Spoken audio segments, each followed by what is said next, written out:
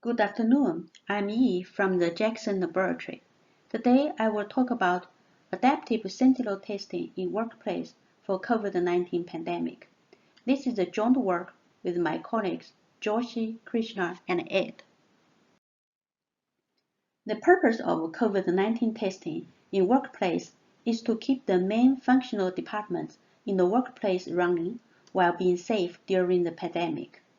We want to minimize the testing cost while getting the number of infectious employees under control. Our contribution in this work is that we propose a bi-modal SEIR to estimate the optimal testing frequency for medium-sized workplace with the employees between 100 to 5,000 and implement it as an R-Shiny application. There are 4 compartments in the standard SEIR model, namely susceptible, exposed, infectious, and removed, and it is for a closed system. However, in workplace, employers experience dual exposure to COVID-19, both at work and at home. Hence, we propose a bi-modal SEIR where every day any employee can catch the virus due to the exposure to local population, besides being infected by his or her colleagues and workplace. There are many parameters in our model. Due to the limited time, I only described 2 here. First is hazard ratio, defined as the ratio of daily positivity rate at a workplace to the local population incidence rate.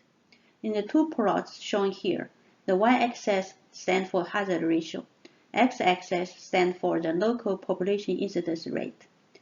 Average hazard ratio is around 0.25, showing that the demographics of employees in the workplace could be different from general population.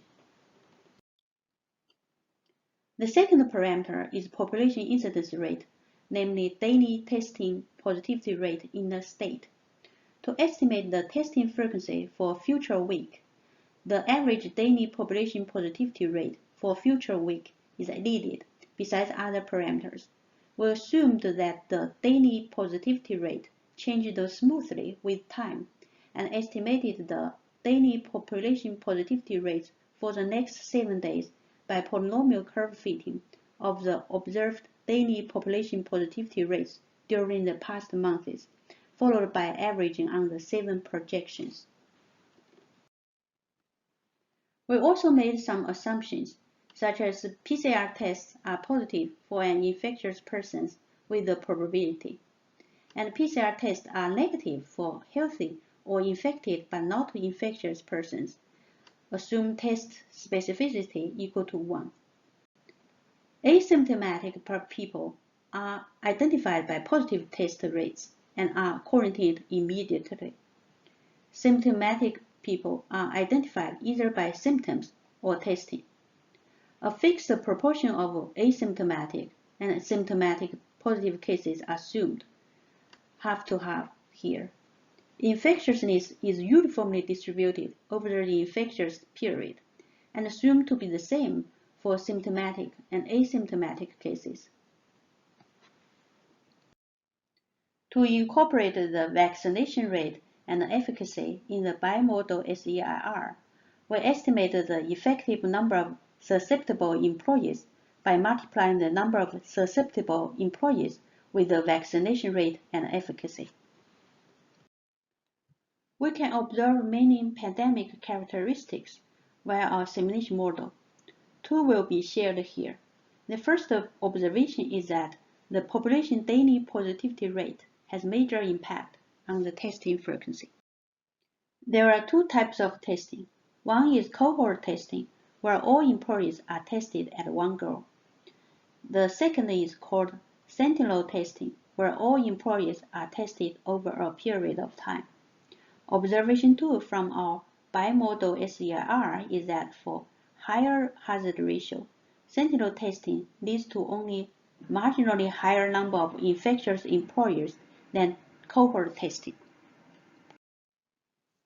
Our R-Shiny web tool for testing frequency estimation can show the pandemic characteristics with a fixed testing frequency shown on the left figure, or estimate the optimal testing frequency when getting the number of infectious persons in workplace under a threshold, shown on the right figure. Parameters that can be set include number of employees, internal transmission rate, population daily positivity rate, hazard ratio, testing sensitivity, latent period, etc. We applied our bi-modal SEIR to advise the testing frequency based on the projected population positivity rate and hazard ratio. The plot on the right shows the scattered plot of number of observed infectious persons versus the number of predicted infectious persons at the Jackson Laboratory. The correlation coefficient is around 0.7, which indicates our simulation model is quite accurate. Thank you for your attention.